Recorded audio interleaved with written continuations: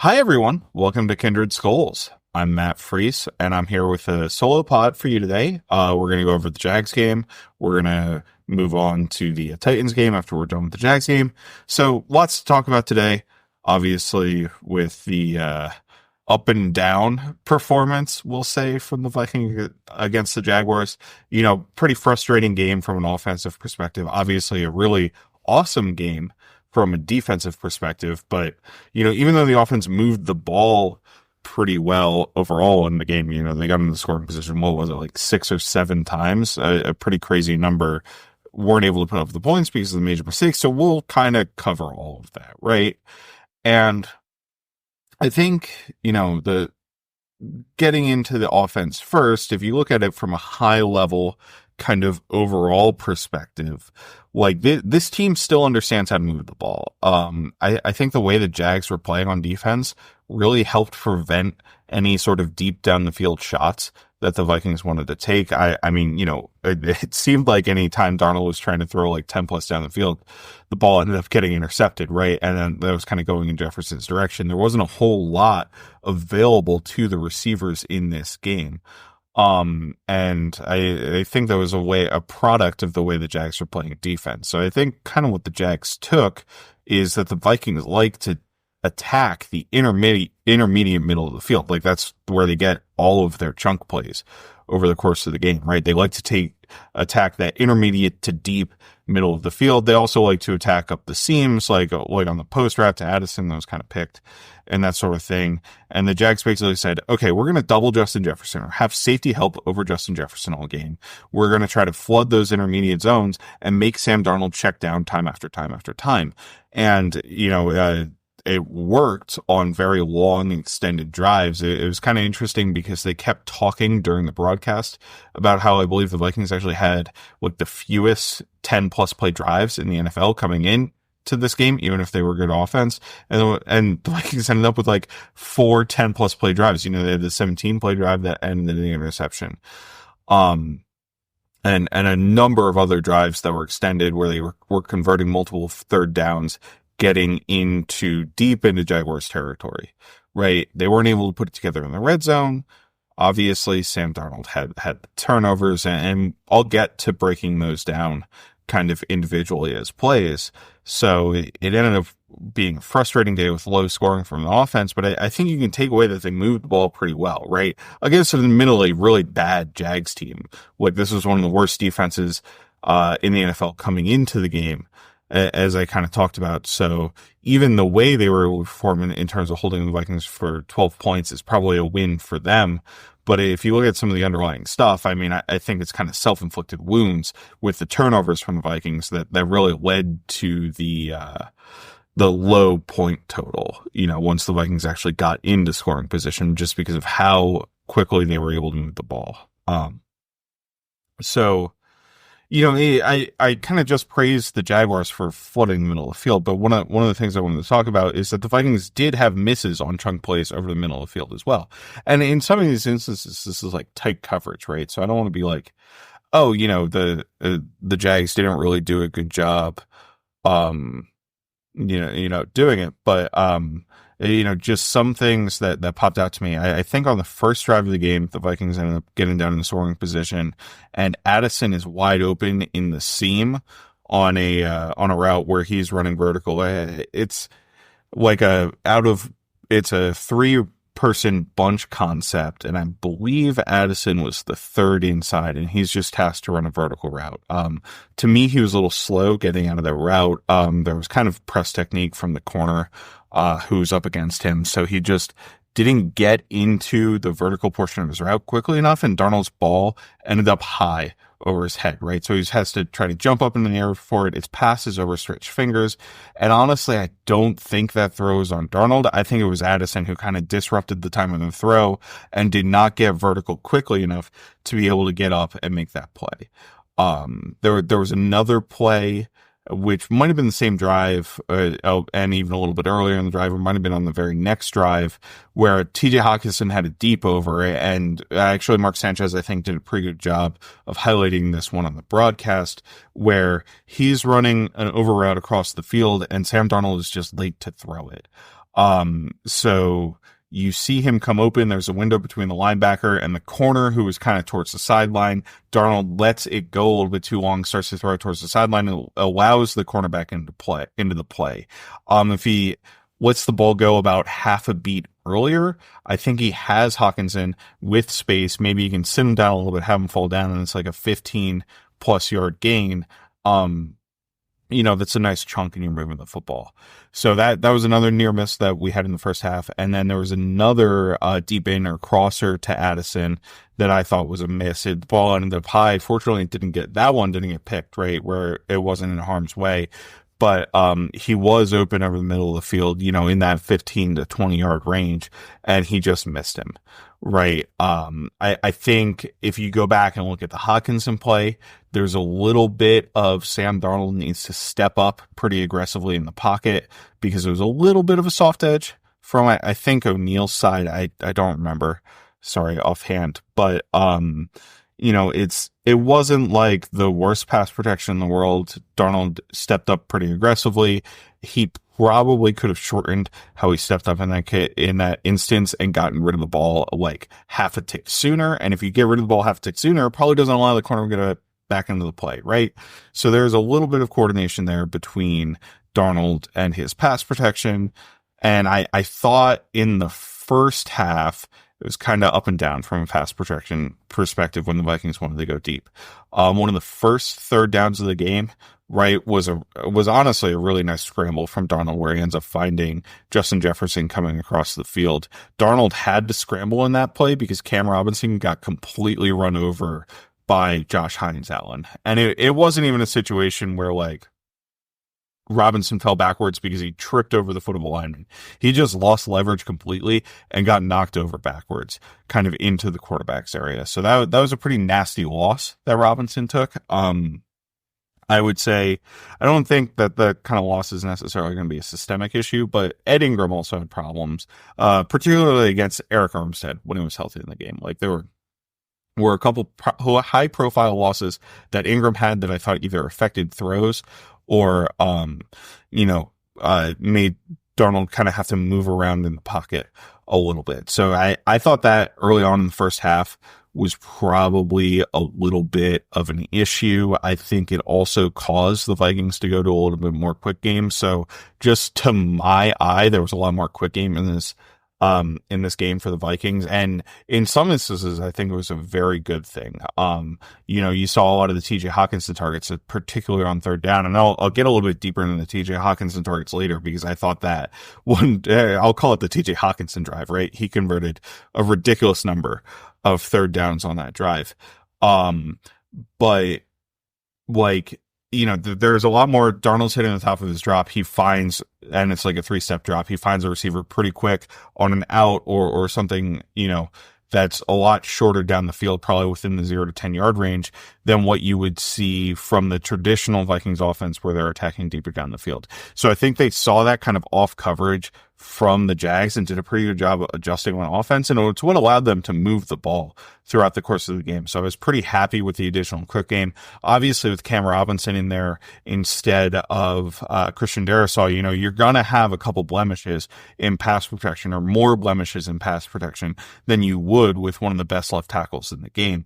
And again, that's not to slate Cam Robinson and say I think it was a bad move or he's not somebody who should be out there. I think he's absolutely the best option that the Vikings had on the market at left tackle. It's just, you're not going to find somebody available for trade for the limited amount that we gave up for Cam Robinson, who can play on the level of Christian Darrisaw, right? So, most teams run a lot more quick game than the Vikings do. And the Vikings were probably more in line with what we see from a lot of NFL teams in terms of the amount of quick game they ran in this game. And I do think it benefited the offense in terms of the ability to move the ball consistently because, if you want to look at the Vikings overall, they have had issues being consistent moving the ball, right? They either get drives with big chunk plays or they end up running three and outs. They had like virtually no 3 and outs in this game. And if I pull it up here real quick, I'll be able to figure out like what the Vikings drive range is. So the Vikings had only 2 I take that back. They had one drive when they were trying to run out the clock. That was the 3-and-out. That was the one where Darnold got sacked at the end of it. They only had one other drive, and it was a 2-minute drill drive where they ended up going 3-and-out. So really impressive, consistent offensive output from the Minnesota Vikings in terms of being able to move the sticks and generate first downs, drive after drive after drive in this game. And I think the quick game and the shorter stuff was a benefit to that, and also the ability to run the ball, which I'll get to in a second, where they were consistently in like 2nd and 6, and then it's 3rd and 3 or 3rd and 5 to, somewhere in the 3rd and 1 to 6 range, which is a lot easier to convert than when you might have an incompletion on 1st and 2nd down, or a run for negative or no gain on 1st down, a deeper attempt on 2nd down. Now you're on 3rd and 10, 3rd and 11, things like that, and it's a lot harder to convert consistently. So, shout out to the Vikings offense for being able to consistently move the ball. I'm going to get into some of the negatives here in a little bit, but I want to keep going over some of the positives first. I think there was great run blocking from the offensive line, kind of as usual at this point. I think that's basically just what we expect from the Vikings offensive line throughout the course of the season now, is for them to have very good run blocking games. You see so many plays where they just are getting multiple yards of knockback on guys, whether it's a duo run or an inside zone run, which really have become the bread and butter of this Vikings offense, is either running duo or inside zone, kind of between the tackles. There's not a lot of wide or outside zone. You'll see some split zone plays, and they mix in the occasional gap play or two. I think there's a really nice, well blocked it was like a counter play for Cam Akers that I was pretty impressed with. I think that Aaron Jones is still clearly the best running back on this team. He gives the Vikings the best opportunity to be successful running the ball. Cam Akers had a couple of decent runs in this game, but he also had a couple of plays where he just missed reads to me, or was slow enough to make reads that it allowed the defensive pursuit to catch up. And I honestly, I kind of thought this was one of the weakest vision games for Aaron Jones as well. There were a couple plays that I kind of questioned from him in terms of the decision that he made. So it was a little bit across the board, up and down from the Vikings backs, but I thought the run blocking was great and helped enable their success on the ground. So, they end up running for 169 yards on 43 carries. Sorry, I kind of just pulled that up. So that's a ridiculous number. Obviously, you have some Sam Darnold attempts in there. It looks like Darnold had 7 attempts for 28 yards. But even taking that out, right, that's 36 rushing attempts for something like 140 yards. So, you're not quite hitting the 5 yards a carry clip.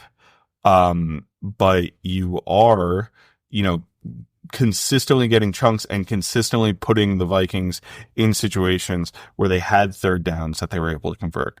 So I liked what I saw from the run game. I liked what I saw from the run blocking.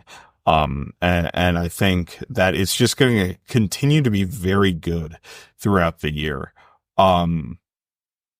So if I move on from the run game, I'll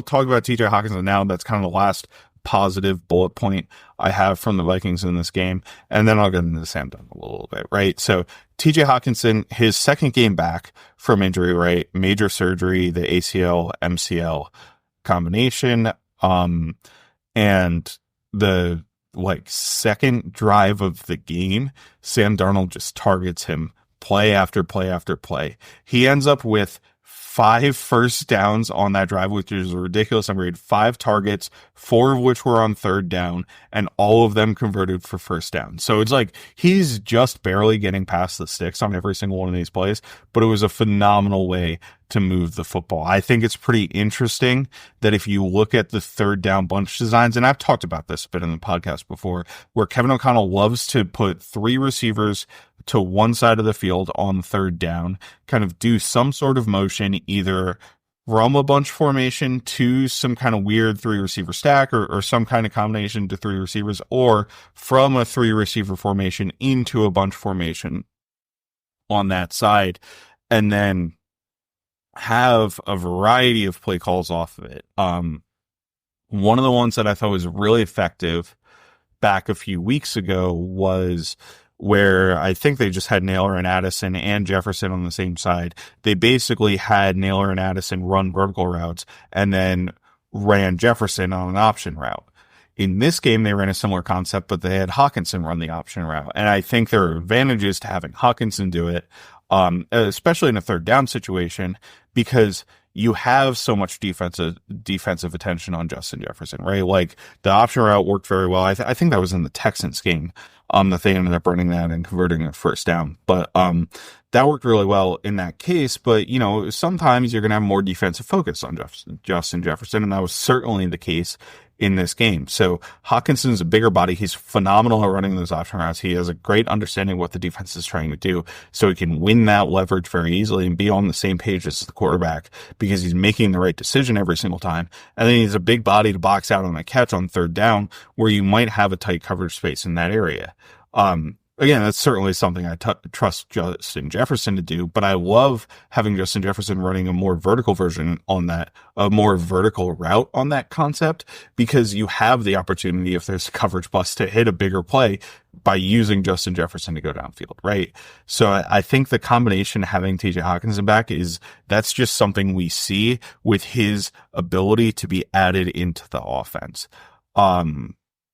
There were a couple other situations where one's basically like a stick route or whatever you want to call it, but it's a curl route a little bit down the field, and he just finds a spot in zone, and Darnold's able to hit him. I thought Darnold's throw, honestly, was a little bit late on that one, and this is the one where I think it was the fifth one, right, where he's making these plays and he's making tough contested catches, taking big hits to the back from defenders, and by the end of it, he just looked like he wanted to lay down and like tap out for a couple plays, right? Just because of the massive hits that he was taking.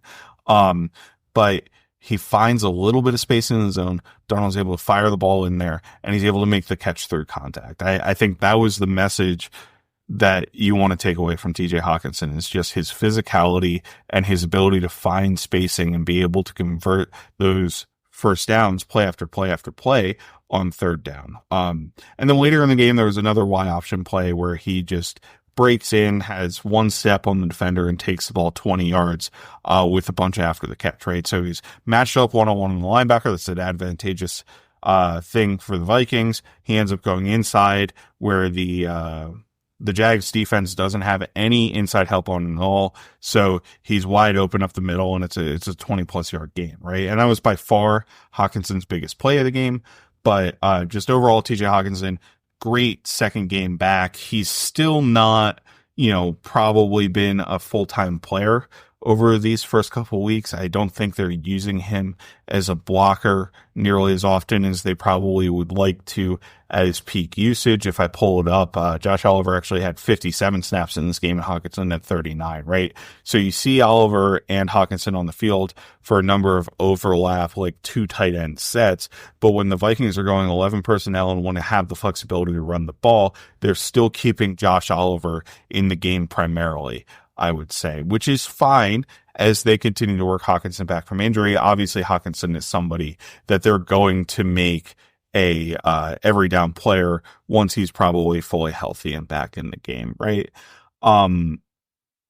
So with Hockenson, I had a great story there in terms of how he was able to come back and honestly make a huge impact in this game, right? Because while that drive ended in an interception, I think you see the consistent ability to move the ball, and he adds that to this offense. And I think that'll be a boon to the Vikings moving forward. So if I finally get around to the elephant in the room on offense, right, and that's Sam Darnold, 3 interceptions in this game. Not a great game for him. I'll go down the 3 interceptions, and honestly, there was another play that was an interception that ended up getting called back. There was probably 1 or 2 more that could have been interceptions that he looked at that weren't, right? So I talked a bunch about how the offense was able to move the ball efficiently. I think Darnold in those situations was making a lot of good decisions consistently. So I don't want to absolutely kill him and say that he's not a viable quarterback, because I think that the play that we've seen from Darnold this year is relatively sustainable.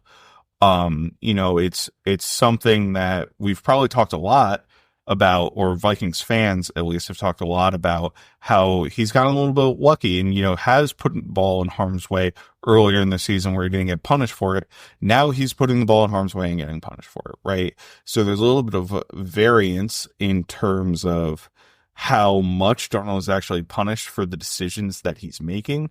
But at the end of the day, I think generally he's making good decisions. Like, you don't move the ball for 400 yards if your quarterback isn't consistently making good decisions when you have no big explosive plays, right? So like the world where there's not a world where the Vikings don't have any explosive plays. They win the game, right? Because the opponent isn't doing that great. Their run game was solid, but it wasn't a elite performance from a run game, and the quarterback isn't generally putting your offense in position to succeed, right? And the throws that are mistakes, I think there is a systemic issue on them that I would love to see the Vikings iron out, but I think ultimately that issue just means that Darnold isn't a top 10 quarterback. He might not be a top 15 quarterback, but he is on the line between, kind of what you like to see in a starter and what you'd like to see in a backup, right? In an ideal world, somebody who's playing like Darnold is, I think, is probably a candidate for a backup quarterback, but I just don't think there are 32 quarterbacks in the NFL who are better than what Sam Darnold provides the Vikings right now. So it's kind of a hard,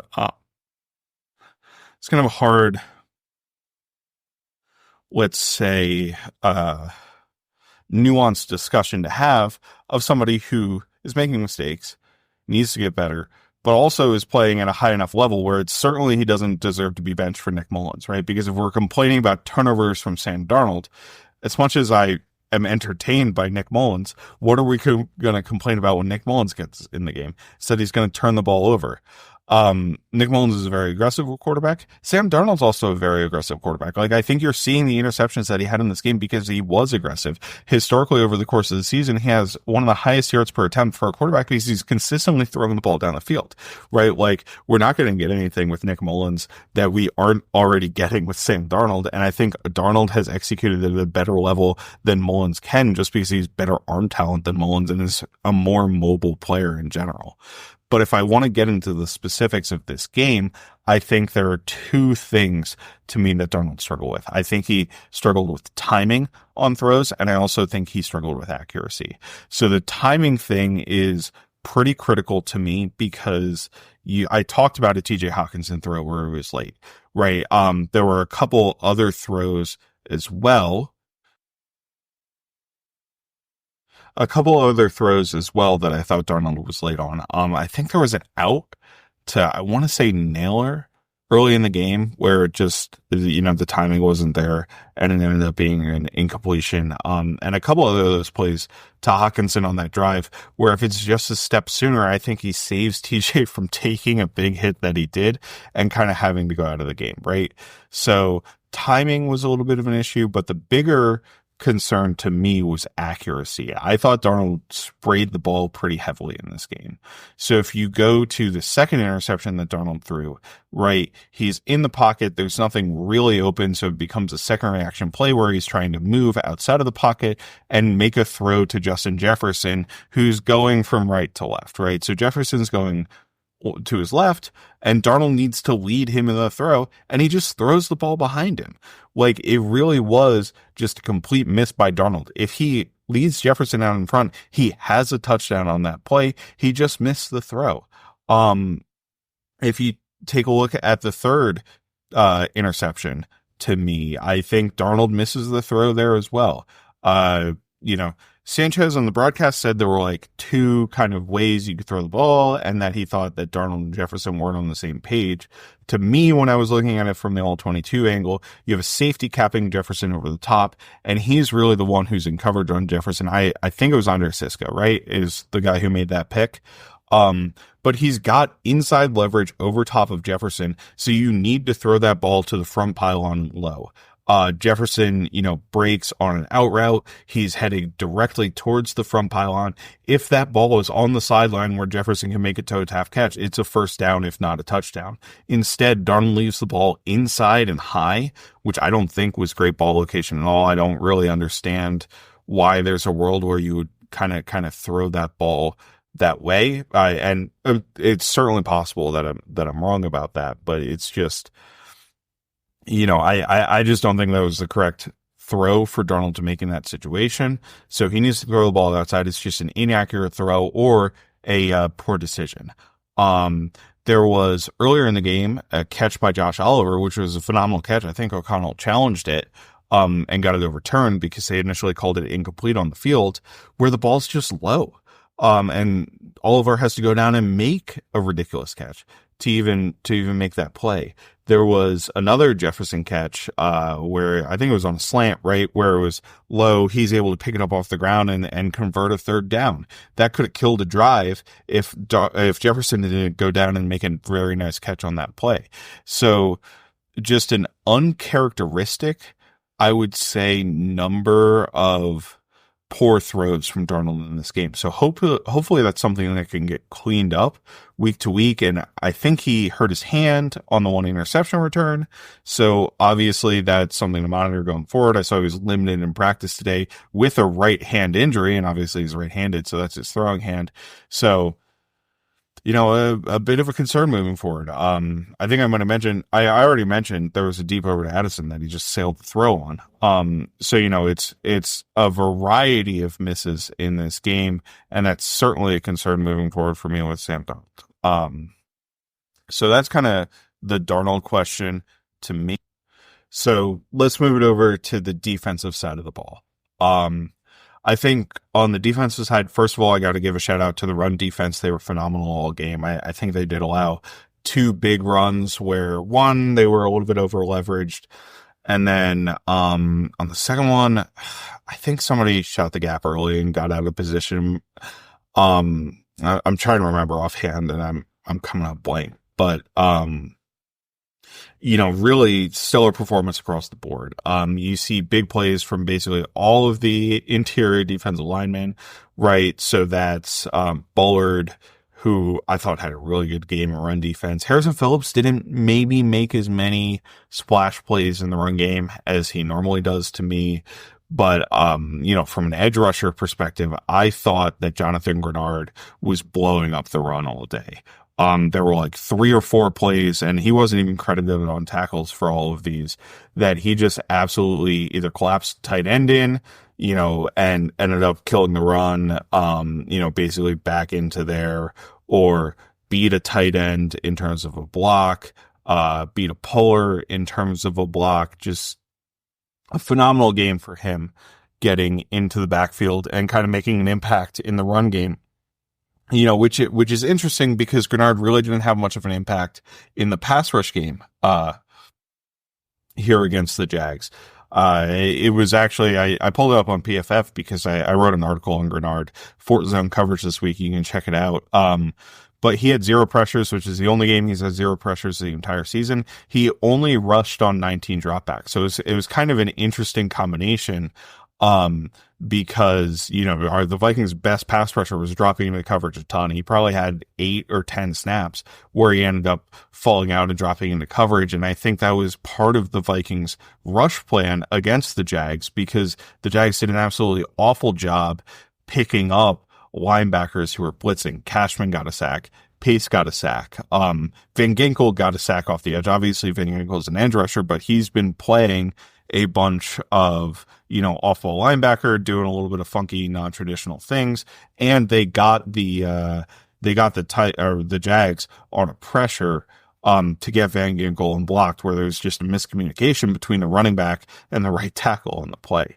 So, it was a lot of, to me, simulated pressures that the Vikings were running that ended up getting advantageous matchups for players, right? So on a simulated that the Vikings might run, maybe they put 6 guys on the line of scrimmage, right? The old Mike Zimmer double A gap look. The offensive line has to define the threats that they won't block, right? You only have 5 offensive linemen on a play, so those guys want to define across the board the 5 guys that they're blocking. Usually you want to do big on big, right? I don't want a running back tasked to block Jonathan Greenard. I don't want a running back tasked to block a defensive tackle like Harrison Phillips just because of the massive size mismatch in that scenario. So I'm going to ask that guy to block an Ivan Pace or a Blake Cashman. And then when the Vikings get that one-on-one defined matchup, they trust their guy like Ivan Pace to win and get a sack on Mac Jones, which he did. I think Pace was actually unblocked on the sack that he got. Or Blake Cashman to pick on a stunt and have the offense not pick it up. It worked multiple times. It was the sack. It worked for the sack. It worked for the other sack that Cashman got that obviously got negated because he grabbed Jones's face mask. But there was just a ton of great simulated looks and pressure stuff that the Vikings did in this game. To me, the Jags running backs were abysmal in pass protection. I think it was the Cashman sack where he ended up Travis Etienne tried to block him and just couldn't do it. I think on the Pace sack, Etienne was supposed to block Pace, got caught up somewhere else, didn't even touch Pace, and he kind of came in for a sack. And the Van Ginkel sack, I think it was on Bigsby, who, the Vikings had their kind of traditional 5-man front, right? So it was probably Greenard, Tillery, Bullard, Harrison Phillips, and Van Ginkel all on the line of scrimmage. They had 5 blockers. Maybe they had a linebacker lined up. I don't remember offhand, but on the right side of the line, you had Tillery to block and you had Van Ginkel to block. And both the running back, Bigsby, and the right tackle, Anton Harrison, went for Tillery. Van Ginkel comes in completely unblocked, and it's a sack for the Vikings, right? So really great pressure plan to attack the Jags defense, confuse the Jags defensive backs. I thought it worked really well on defense, and that's part of the reason the Vikings were so successful, right?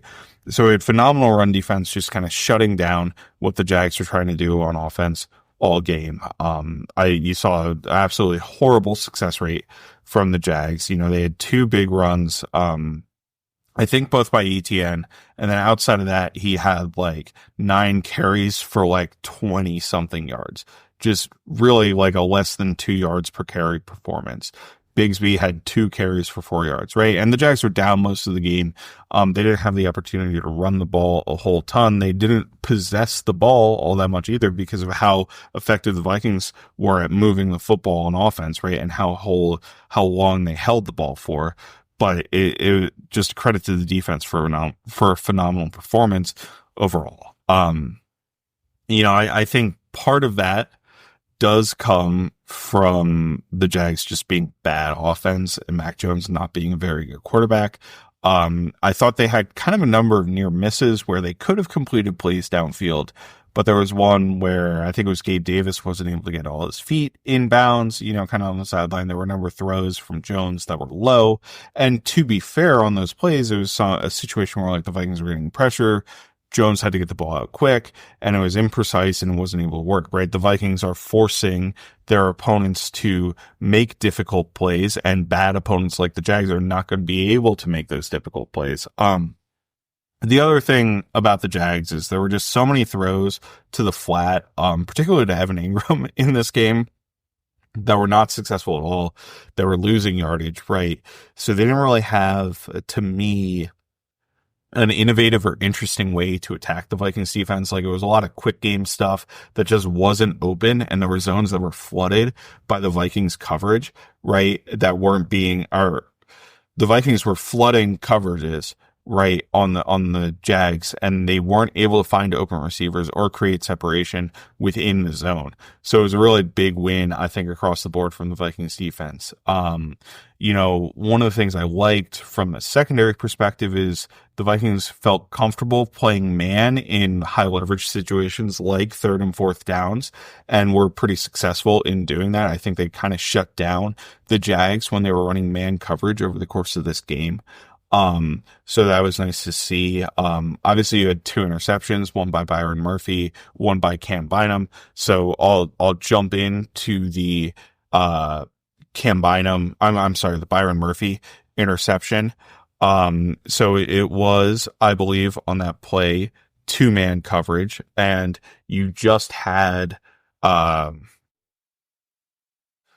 sorry, there was quarters. So, in it, you had, 2 safeties in the middle field, and in quarters, both Smith and Bynum were playing a little bit more towards the center of the field. So any outside vertical routes are the responsibility of the corners. And really in quarters, it can kind of play out like man a little bit. And that's kind of what happened on this rep, right? Where Byron Murphy started out in press coverage. He's following the receiver vertical, and it's just a stop route that's kind of in the midpoint horizontally, but between the outside corner and the safety. So Murphy's helping with that stop route, right? And he just runs the route for, I think it was Gabe Davis, who was the receiver on that play, and is right there in front of him. Like, there was no way that this receiver was gonna win leverage on the stop route based on the coverage that Murphy was playing. So I don't really understand why Jones threw the football there, but like, that's not Murphy's problem, right? Like, he made a great defensive play to have the coverage to be able to be in position to make the interception, right? So it's great coverage. He ran the receivers route for him. And I think he's been playing at a high level, and obviously, especially getting a ton of turnovers. It was really funny seeing the NFL account tweet out, and, the other Byron Murphy, right, that the NFL account meant to tweet out on the Rookie of the Year tweet, where they accidentally put the Vikings Byron Murphy, who's been in the league for like 6 years now, right? I don't know if they actually thought that the Vikings Byron Murphy was the rookie and is a Rookie of the Year candidate because he has so many interceptions on the season. This was Murphy's, I believe, 4th interception this year. So it's been pretty impressive. Yeah, it was his 4th interception. So it's been a very impressive season for him. There are blemishes. There are some up and downs. I would say that's true for all of the Vikings corners. You look at a couple of the plays where the Vikings got beat in this game. I think, to the singular touchdown drive that the Jags had, there was a loss by Stephon Gilmore, but there were also a number of very impressive plays from Stephon Gilmore from a tackling perspective in this game to me. So I really wanted to shout that out, because somebody of his age and experience is maybe not somebody, or maybe somebody you would allow to kind of take a couple more plays off and want to lower the number of hits that he's taking. But I think he's playing really physically and making great tackles, coming up in the run game, coming up in the screen game, coming up in the, kind of short, late throws to the flat, where his physicality is winning and he's making plays on offensive players. So shout out to him. Just shout out to the defense in general, right? So you forced so many 3-and-outs from the Jags, so many opportunities where their drives were just kind of dead on arrival. And, again, a phenomenal defensive performance from the Vikings in this game. So if I flip it over to, sorry, that was a terrible transition there. So, looking overall at the Vikings defense, Blake Cashman being back, I think, was a boon in this game. It was a little bit frustrating to me live seeing everybody doom tweet after the second drive where the Jags scored a touchdown, right? I think we need to do a better job of, as a fan base, right? And this is I'm trying to speak for a bunch of other people. I'm not trying Well, yeah, I am trying to control your emotions because it annoys me when I see people tweet stuff and then like 45 minutes later, it looks completely ridiculous in terms of what you were saying because you're overreacting to what's happening in the moment, right? So like on the defensive side of the ball, the Jags had a good drive on that drive. I thought there was missed tackling that was frustrating on that drive, and I kind of tweeted that out. But when you have a singular drive that has that kind of missed tackling and allows a couple plays over the middle of the field, it doesn't mean that every other drive is going to be like that. So I think there's probably a little bit more wait and see that we need to have in an individual game to see how it's going to go. Now, when the Lions are able to score 3 touchdowns in a row, that's probably an indication that the defense is having a bad game, right? Or going to have a bad game. When the Jags score 1 touchdown and then are completely inept on every other drive that they have in the game, you still feel pretty good about the defensive performance overall, right? Like, I think everybody's very happy coming out of this with the defensive performance. So I guess I would ask just a little bit of patience as we move forward with the Vikings, right? Like, if an opponent hits a couple big plays, it's not the end of the world. Every defense has some plays that are hit against them. Like, you're never going to have a defense that's going to shut out every single team it goes against. You're going to have teams with blemishes. If the Vikings get into the playoffs, like, there's a reason most teams score like 20 plus points in playoff games. It's because offenses are really, really good. So even if you have a defense like the Ravens did last year, the Chiefs are going to be able to move the ball in significant chunks. And like, I just think of the drive where the Ravens were playing really tight coverage, playing really well, and the Chiefs were just doing everything imaginable in that AFC Championship game to be able to convert. You had ridiculous Mahomes throws, things like that. If we look at the 2 games where the Vikings defense was bad, I think it's against 2 of the top offenses in the NFL. Obviously, the Lions are like an absolutely incredible offense and have been a great team so far this year. But if you look at the Rams with Puka Nacua and Cooper Kupp, they're also a great offense that's able to consistently move the football, and they have the quarterback to be able to attack this defense. So I'm not trying to say that the Vikings defense is without blemishes. But what I am trying to say is that the Vikings defense is a really, really good defense, even in the context of they might struggle a little bit against the Lions and the Rams of the world, because we don't have defenses in the modern NFL that can absolutely shut every single team down. Like, the offenses are too good and the rules are too good in terms of being skewed towards the offense that you're not going to be able to stop every single thing that your opponent's trying to do. So I think the Vikings have a really good recipe for success moving forward against the opponents that they're going to have.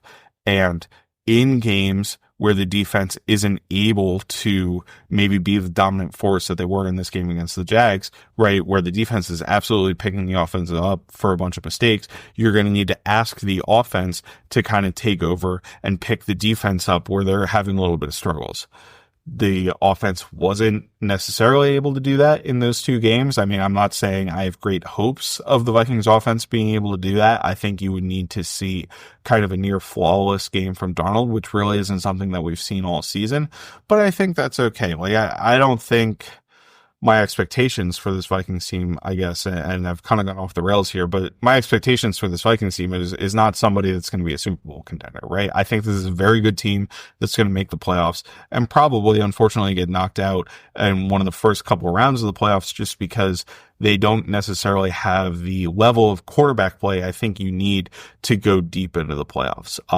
I think this defense is a strong playoff defense. I think the offensive supporting cast is a strong playoff offensive supporting cast. And I think Sam Darnold is a phenomenal value for what the Vikings are getting him, paying $10 million, but I just don't think he can necessarily execute on a consistent level the way that we need him to, the way that all of the other quarterbacks in the NFC, right, who are going to be absolutely massive contract players if they're not already. If you look at a Jalen Hurts or Jared Goff, right, two of the highest paid $50+ million contracts, you look at a Brock Purdy, or even like if the Rams somehow sneak into the playoffs with Stafford, or if Kyler and the Cardinals sneak into the playoffs, like those are some of the best players in the NFL, quarterbacks in the NFL, and they're being compensated that way. Sam Darnold, probably not one of the best quarterbacks in the NFL, but has been a phenomenal value for the Vikings. So end of the day, big picture, again, I'm not like all in on this Vikings team, but I'm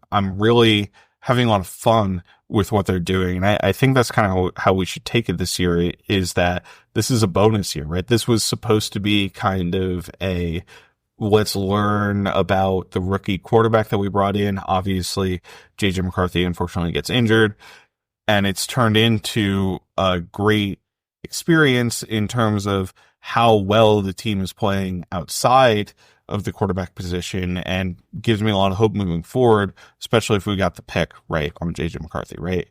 So maybe that was a little bit of self-therapy, right? Kind of talking about the Vikings situation here. Hopefully it was a little bit of therapy for you on the Vikings situation in general, but I will flip it over to the Titans game now.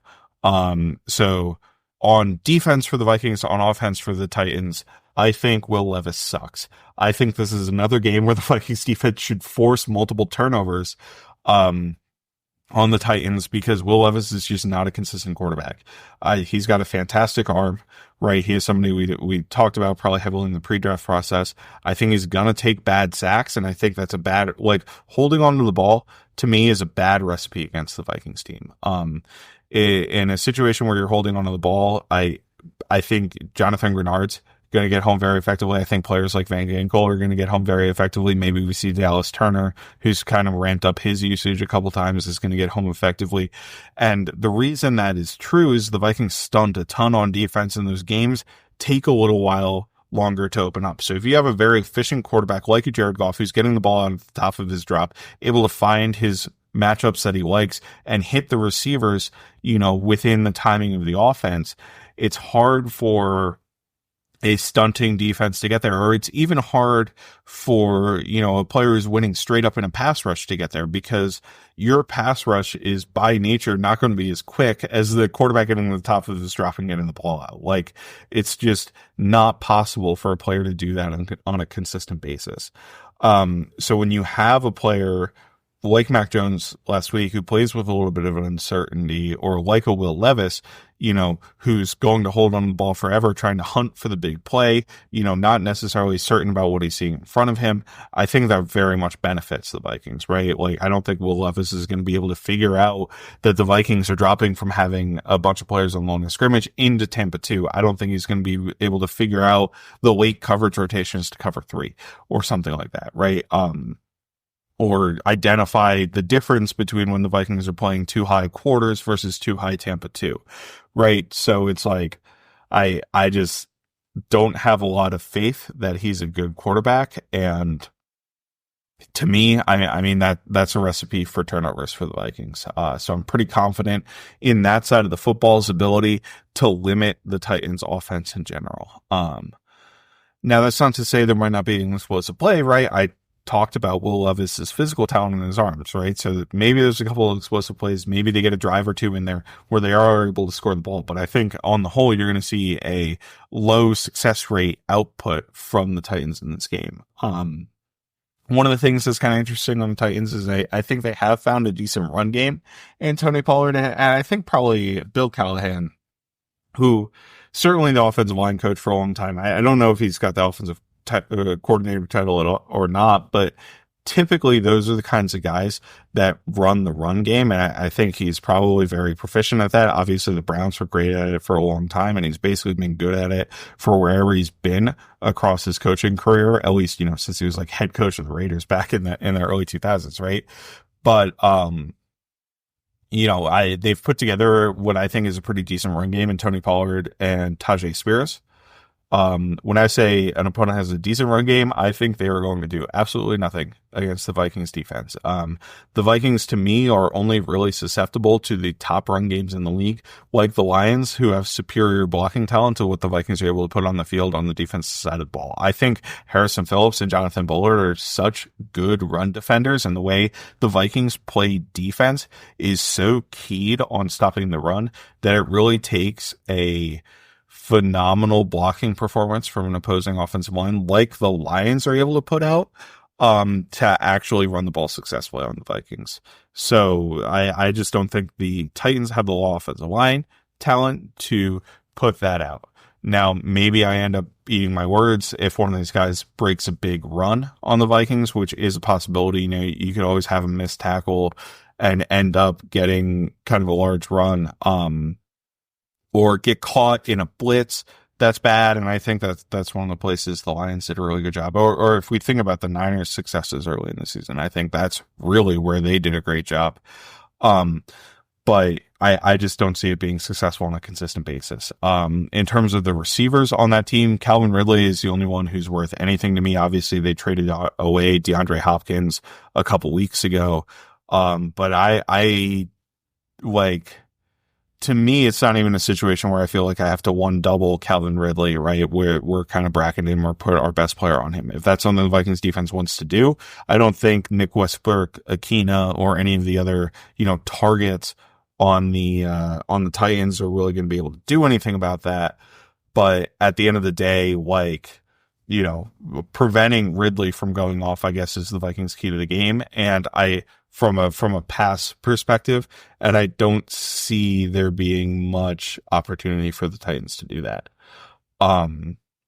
Now, if we flip it over to the defensive side of the ball, I'm a little bit more concerned. I think the Titans have a really good defensive front. Justin Simmons is someone who, I'm sorry, not Justin Simmons. Jeffrey Simmons is someone who, probably many people were clamoring for the Vikings to trade for because they believe the Vikings need more interior pass rush, which I would agree with. The Vikings need more interior pass rush, but I just don't think they're going to see the value in trading for a piece to bring somebody in solely to provide interior pass rush, especially from a more nose position, which I believe is what Simmons kind of plays. So like, he's a concern because the Vikings are weak on the interior defensive line, on the interior offensive line, particularly at Ingram and Garrett Bradbury in pass protection, right? Like, we don't need to rehash that concern, but they have been a little bit soft throughout the course of the year. That's not to say that there aren't, the Vikings haven't been consistently pretty good in pass protection, including those two guys, I would say, for most of the season. But when you get a game wrecker like Jeffrey Simmons, you can end up with a Dexter Lawrence game where Ingram, I believe, was absolutely abysmal in week one, or maybe it was Bradbury, or it was maybe the combo, right? That allowed so many pressures to them. And they have Anthony Walker as their defensive coordinator, who came from the Ravens system. So they probably have pretty good ways to deploy simulators and kind of get the matchups that they want along the defensive line there. They have other good pass rush players as well. In addition to Simmons, they have Harold Landry, who I've liked for a long time, right? He's more of a speed rusher archetype. I don't think he does a lot of speed to power or, kind of wins. He doesn't really win with like leverage or the kind of, power that you see from some of the more all around players, but his speed around the edge is absolutely a concern to me against Cam Robinson, who might struggle with that a little bit just because of his size. I think he's done a pretty good job with how he sets and his ability to counteract that speed from opposing players, but I also don't think we've seen somebody with the burst that kind of Landry has. And Arden Key, who's also an edge rusher, is probably a similar profile, as more somebody who's a speed rusher than kind of a power guy.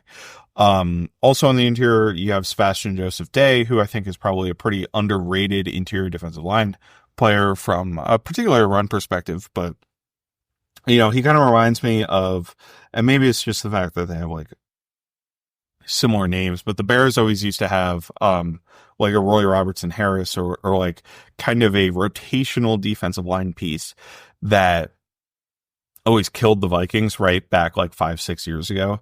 And, Joseph Day was with the Rams. I forget exactly where he was before that, but he's been a solid, kind of rotational interior player as well. So I do think the Vikings are going to be able to run the ball on the Titans. Their edge rushers don't strike me as the most run-focused players in the world. Jeffrey Simmons obviously could wreck the game in either way, but the Vikings, despite being, a little bit rough up the interior from a pass protection perspective, have a phenomenal phenomenal at getting movement on the interior of the offensive line, with a Bradbury Ingram combo or with whatever combo you want, honestly, like Brandell and Robinson and Bradbury Ingram, I would say are your two most common combos, but you have Ingram, comboing with O'Neal, you have Bradbury comboing with Brandell as well. And all of them are able to get consistent push. So feel pretty good about the run game against this Titans defensive front. Have a little bit more questioning about pass protection, but I'm hoping the pass protection aspect won't matter that much because L'Jarius Sneed has been out for weeks for the Titans now, and I don't really think they have a strong secondary outside of that. Amani Hooker has made some nice plays as a safety, but I just don't necessarily believe in the Titans' ability to cover, the Vikings' plethora of receivers with the talent that they have on defense right now. So the Titans are starting Darrell Baker and Jarvis Brownlee at outside corner. I mean, I got to be honest, I don't really know much about those two guys, but that's probably not a good sign for them. It's just, tough with an injury situation, kind of maybe lacking the depth that they hoped they would have there with L'Jarius Sneed, and probably trying to get some younger players in there, see what they have in terms of the youth on defense as a team that's not really all that competitive, right? The Titans are a 2-7 team. They're a 2-7 team ultimately for a reason. So I think the Vikings should be able to move the ball through the air, and we might be able to see a little bit more intermediate stuff if they choose not to mug Justin Jefferson at the line of scrimmage every time, right? Like that is certainly something that the Jags were willing to do, and it paid off for them because they really weren't calling anything on the defensive side of the ball in terms of all the contact that the Jags had against the Vikings receivers in that game. So if the Titans are willing to do that and the refs, play along with that strategy, they might be able to limit stuff. But I still think that somebody will find a way to get open. The Vikings will be able to consistently move the football against this Titans offense. Now, if Sam Darnold throws 3 picks again, everything I just said is out the window, right? But it's just something that I don't think is going to happen on a consistent basis, right? Like even in Sam Darnold's, worst seasons in Carolina, the first season in Carolina or with the Jets, he wasn't throwing 3 interceptions every single game. So I think we'll see a little bit more of Sam Darnold being able to consistently move the football, have a couple fewer mistakes in this game, and that leads to a relatively comfortable ability for the Vikings to move the football.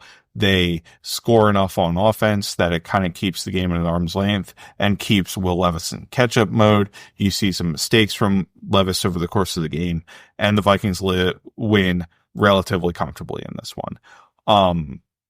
End of the day, again, we just came off of a 3-pick game for Sam Darnold, right? So it's certainly not impossible for him to go ahead and do that again, and the Vikings to struggle to get out of this game.